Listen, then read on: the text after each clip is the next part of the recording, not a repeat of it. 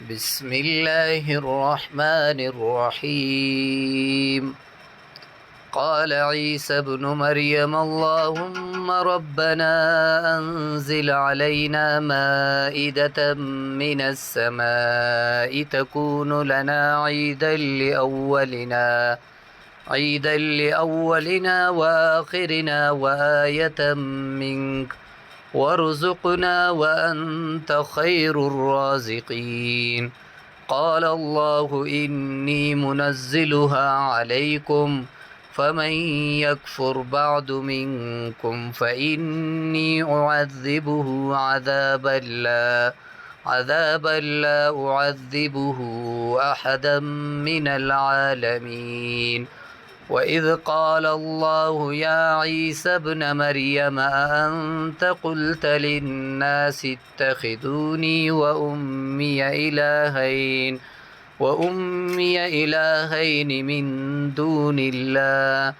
قال سبحانك ما يكون لي أن أقول ما ليس لي بحق، إن كنت قلته فقد علمته، تعلم ما في نفسي ولا أعلم ما في نفسك، إنك أنت علام الغيوب.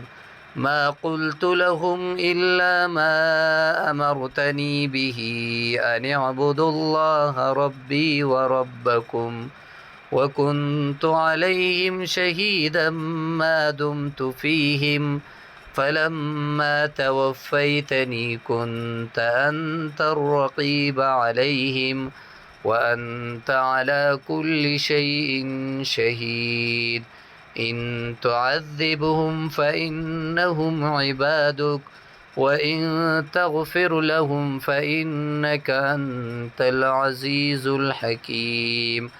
قال الله هذا يوم ينفع الصادقين صدقهم، لهم جنات تجري من تحتها الأنهار خالدين فيها أبدا، رضي الله عنهم ورضوا عنه، ذلك الفوز العظيم.